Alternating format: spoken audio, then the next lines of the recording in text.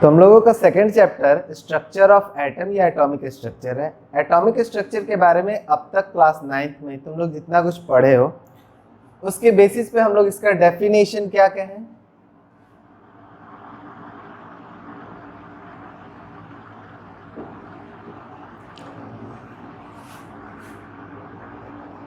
Atom is a smallest particle.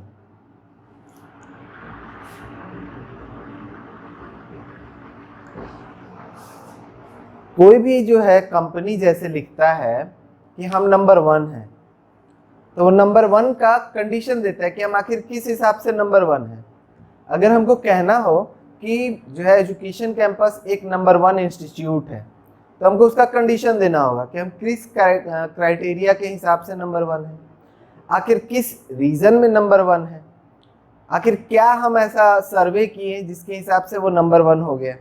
तो उसी तरह एटम अगर हम कहते हैं कि स्मॉलेस्ट पार्टिकल है, तो उसका क्राइटेरिया देना होगा, कंडीशन देना होगा कि आखिर वो किस हिसाब से नंबर जो है सबसे स्मॉलेस्ट पार्टिकल, उससे स्मॉलेस्ट पार्टिकल हम लोग के पास नहीं हो सकता। तो कंडीशन क्या है, विच कैन एग्जिस्ट। तो कंडीशन इसका पहला आता है इंडिपेंडेंटली,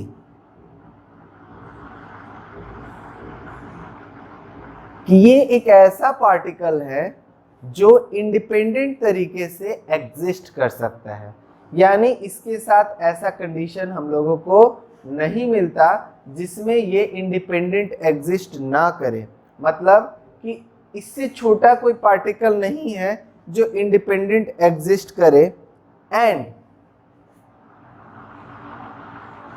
सेकंड कंडीशन क्या है, एंड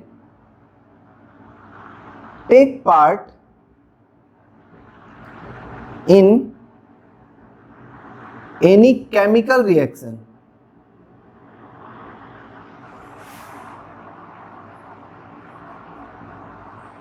मतलब हमारे पास ऐसे पार्टिकल्स हैं जो एटम से भी छोटे हैं, पर उनके साथ ये कंडीशन नहीं है कि वो इंडिपेंडेंटली एग्जिस्ट करे या किसी रिएक्शन में वो पार्टिसिपेट करे, किसी रिएक्शन को वो कैरी आउट करे।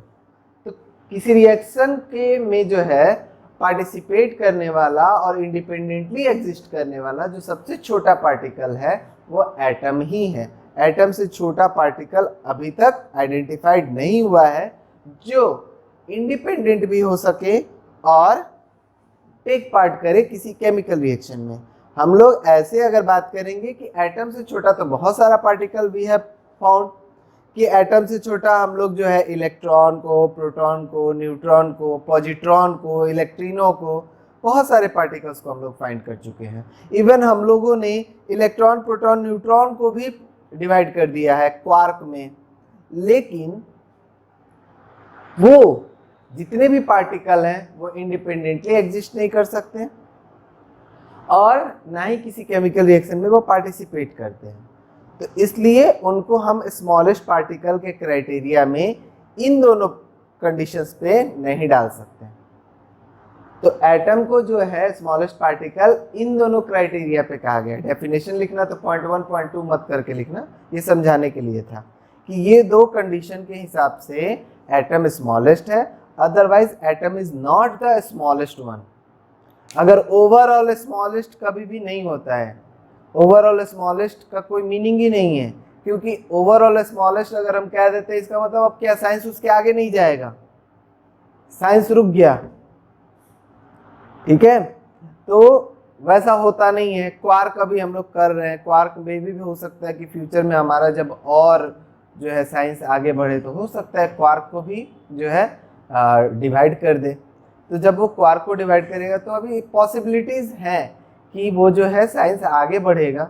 देन जब आगे बढ़ेगा तो हमारा क्या होगा, वो भी स्मॉलेस्ट पार्टिकल नहीं रहेगा। तो सिर्फ इतना कह देना कि ये स्मॉलेस्ट पार्टिकल है मेरा गलत स्टेटमेंट है। ठीक है, अगर हम कह दे, कोई भी बच्चा कह देता है I am the best student of my school, तो ये बिल्कुल गलत स्टेटमेंट हो जाएगा। क्यों? क्योंकि उसने क्राइटेरिया नहीं मेंटेन किया कि आखिर किस हिसाब से वो अपने आप को बेस्ट स्टूडेंट कह रहा है। आखिर किस किस कंडीशन से उसको जो है बेस्ट कहा गया, तो ये चीज होता है स्मॉलेस्ट, लार्जेस्ट, तो उसके साथ डेफिनेशन में वो टर्म्स लगाना बहुत जरूरी है। तो सिर्फ इतना भी याद नहीं रखना कि एटम स्मॉलेस्ट पार्टिकल है, गलत हो जाएगा। क्यों गलत हो जाएगा? क्योंकि हम लोग इससे स्मॉलेस्ट पार्टिकल आइडेंटिफाई कर चुके हैं। ठीक है, अब इसमें आता है कि एटम और एलिमेंट में जो तुम्हारा कंफ्यूजन है वो देखना। जैसे हम लोग लेते हैं कार्बन, तो let's say this is carbon atom,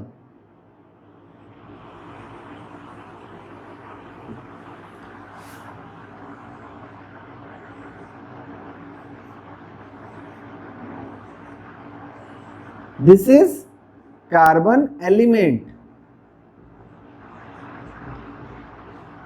carbon atom का मतलब हुआ अकेले कार्बन के बारे में बात कर रहे हैं, और जब कार्बन एलिमेंट का बात करेंगे तो कई सारे एटम्स होंगे। तो हम लोग जो पढ़े हैं, जो भी रूल कि एटम्स अलग अलग होते हैं, वो एलिमेंट के बारे में हम लोग पढ़े कि हमारे जो हैं किसी एलिमेंट के एटम्स डिफरेंट होते हैं। जैसे आइसोटॉप्स, आइसोबार के बारे में हम लोग जो पढ़े, तो वो कॉन्सेप्ट एलिमेंट पर है। एटम तो अकेला होता है, एटम का मास फिक्स होगा, एटम का जो भी स्ट्रक्चर है वो फिक्स होगा, एटम में कोई चेंज नहीं।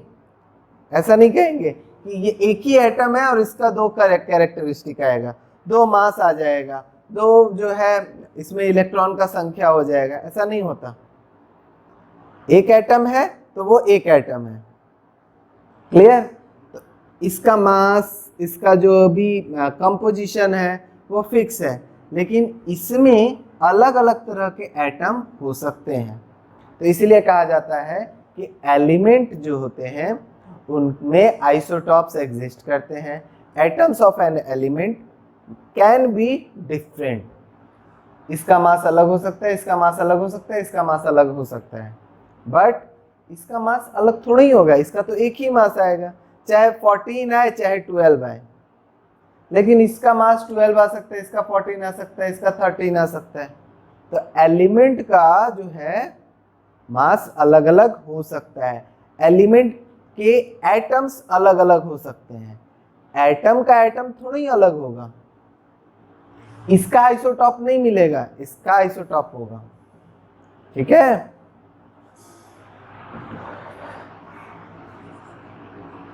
सब एटॉमिक पार्टिकल्स,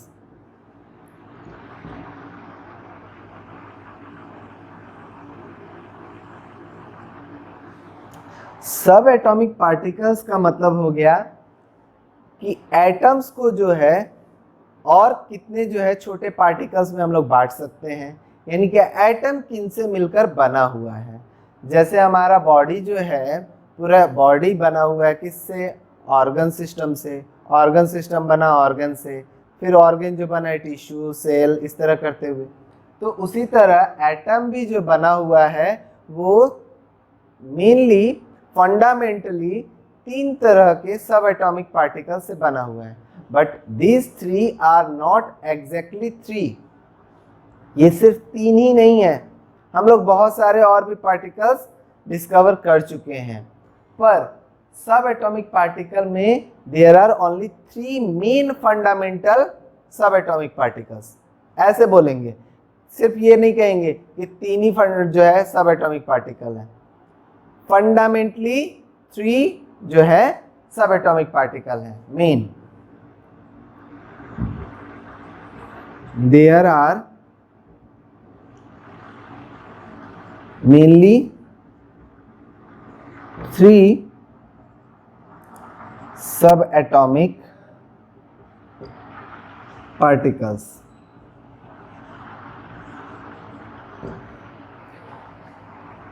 उसके बारे में एक सिंपल सा डेटा हम लोग तैयार कर लेते हैं, काफ़ी इंपॉर्टेंट है, इससे ऑब्जेक्टिव अटेम्प्ट होता है।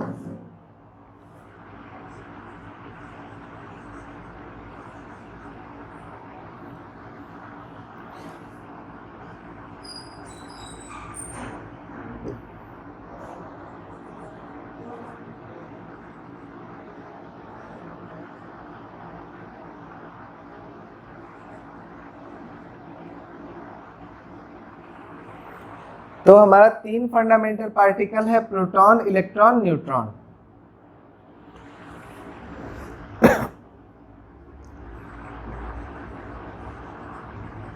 सिंबल स्मॉल लेटर में P plus E minus N0।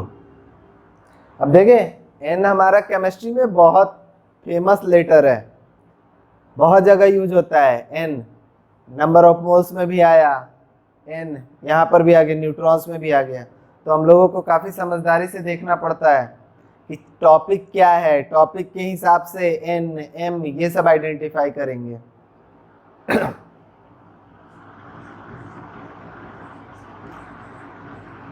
Discoverer और ईयर। प्रोटॉन का डिस्कवरी किसने किया?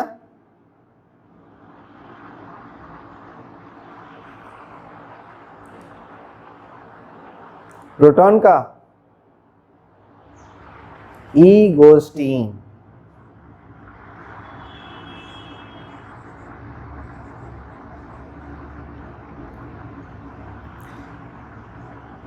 एटीन 86 में। लेकिन नाम अगर देखा जाए तो जे थॉमसन ने दिया। ई गोल्डस्टीन जो है अपने एक्सपेरिमेंट के दौरान इसको खोजे और खोजने के बाद बोले कि हम एक ऐसा पॉजिटिव पार्टिकल देखें जो एनोड रे से निकल रहा है, लेकिन उसके बारे में बहुत कुछ नहीं बताएं। वो उन्होंने एनोड रे का डिस्कवरी कर दिया, बता दिया, दैट्स इट। लेकिन जब जे थॉमसन जो है इसके बारे में ज़्यादा पढ़ें तब उन्होंने जो है कहा कि ई गोल्डस्टीन तो इसको डिस्कवर कर चुके थे, तो ई गोल्डस्टीन के नाम पर ही ये माना जाता है। इलेक्ट्रॉन का खोज, तो इलेक्ट्रॉन का खोज जे थॉमसन ने किया। दोनों का नाम, इलेक्ट्रॉन और प्रोटॉन का नाम जे थॉमसन ने ही दिया है, ठीक है। इन्होंने कैसे देखा? तो कैथोड रे एक्सपेरिमेंट के दौरान, और इन्होंने एनोड रे एक्सपेरिमेंट के दौरान। ये 96 भी आता है किसी किसी बुक में, और किसी किसी बुक में 97 भी आता है। दिसंबर के आसपास में, नवंबर दिसंबर के आसपास में 96 में आता है कि एक्सपेरिमेंट उन्होंने किया। तो वेरीफाई होते होते 97 भी हो गया था, तो इसलिए 96 भी किसी बुक में मिलता है, किसी बुक में 97 भी मिलता है। न्यूट्रॉन का खोज जेम्स चैडविक कब किया था? 1932 में, न्यूक्लियर रिएक्शन के दौरान, जब उन्होंने बोरॉन पे बम्बार्ड किया अल्फा पार्टिकल से, तब उनको पता चला कि एक और पार्टिकल है। तो यहाँ देखो इस बात से क्या क्लियर हो रहा है कि टिल 1932 अगर साइंटिस्ट को नहीं पता था कि न्यूट्रॉन नाम का कोई पार्टिकल होता है, तो उससे पहले की जितने भी कॉन्सेप्ट्स हैं उन सारे कॉन्सेप्ट में सिर्फ ये दोनों बात आएगा, एंड उसके बाद जो है उसमें सारे कुछ को ऐड किया गया बाद में। यानी कि जितने भी साइंटिस्ट ने बिफोर 1932 अपने ऑब्जर्वेशंस दिए या लॉज दिए या जो भी बताया उन्होंने केमिस्ट्री के बारे में, एटम्स के बारे में, उन सब में न्यूट्रॉन गायब था। न्यूट्रॉन नाम का कुछ भी जानकारी में नहीं था। सो इसलिए वहाँ उससे पहले बहुत सारे वेरिएशंस मिलते हैं, बहुत सारे जो हैं चेंजेस मिलते हैं कि उन्होंने क्या कहा और उसमें क्या मॉडिफिकेशन, क्योंकि ऐड किया गया न्यूट्रॉन का कॉन्सेप्ट, जहाँ पॉसिबल था वहाँ पर ऐड किया गया, ठीक है, और उनके बात को थोड़ा सा करेक्ट किया गया है। एक्सपेरिमेंट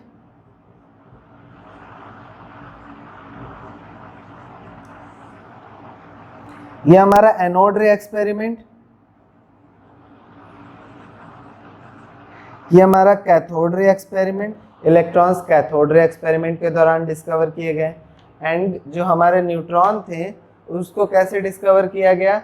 बेरिलियम या बोरॉन पर अल्फा पार्टिकल से बम्बार्ड किया गया, तब वो डिस्कवर किया गया है। अब अल्फा पार्टिकल वगैरह जो है रेडियो एक्टिव का टर्म है, उसमें हम लोगों का आता है।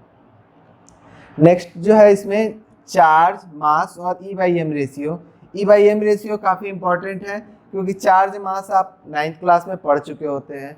तो E/m रेशियो जो है इस क्लास का काफ़ी इंपॉर्टेंट टॉपिक है, जिसपे हमारा जो है questions, objective questions competitive level तक भी आता है। तो ये डेटा याद रखना काफ़ी ज़रूरी है। ठीक है, ये वाला तो याद रहता है, ये डेटा याद रखना बहुत ज़रूरी है। ऑब्जेक्टिव सीधा सीधा इससे पूछ देता है, the E/m ratio of electron, E/m ratio of proton. ठीक है, ये दोनों का ही पूछेगा, क्योंकि इसका E/m रेशियो 0 होता है। तो प्रोटॉन का अगर हम लोग चार्ज देखें तो आएगा plus 1.6 into 10⁻⁻19 coulomb. Relative charge +1। ठीक है, मास 1.66 इंटू 10⁻24 ग्राम। 9.58 इंटू 10⁻7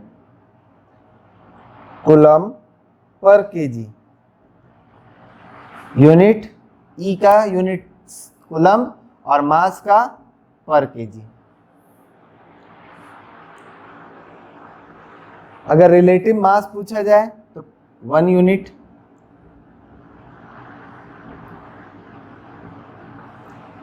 मास और रिलेटिव मास, चार्ज और रिलेटिव चार्ज। वहीं अगर इलेक्ट्रॉन का लिखा जाए तो चार्ज हमारा सेम टू सेम माइनस में 1.6 इंटू 10⁻⁻19 कूलम और रिलेटिव चार्ज -1। तो मास इसका आएगा 9.1 इंटू 10⁻31 kg। 9.111 into 10⁻31 kg। अगर ग्राम में लिखेंगे तो 28 ग्राम। अब रिलेटिव मास इसका जो है वो रिलेटिव मास आएगा 1/1840 ऑफ हाइड्रोजन, यानी हाइड्रोजन एटम का ये 1/1840th पार्ट है। किसी बुक में 35 भी लिखा होता है, 1835, किसी बुक में 1836, 1837, 1838, ये सारे डेटा हो सकते हैं। 40 का एग्जैक्ट 40 वैल्यू नहीं है, 1/1835 भी आंसर हो सकता है, 1/1837 भी हो सकता है और 1/1840 भी तुमको मिलेगा। ये सारे डेटा मिल जाते हैं, क्योंकि पार्टिकल इतना छोटा है कि एग्जैक्ट बात तो हो ही नहीं सकता ना। और अभी हमारा जो है प्रिसीजन लेवल उतना नहीं पहुंचा है कि हम एग्जैक्ट कैलकुलेट कर दें। तो इसका एग्जैक्ट मास अगर पूछा जाए कि मास ग्राम में बताओ तो ये बताना है, और अगर रिलेटिव मास पूछा जाए तो ये बताना है। अगर चार्ज पूछा जाए इलेक्ट्रॉन का तो ये बताना है, और रिलेटिव चार्ज पूछा जाए तो -1 बताना है। वहीं अगर हम लोग जो है बात करें E/m रेशियो, तो आएगा 1.75 इंटू 10⁻11 कूलम पर केजी।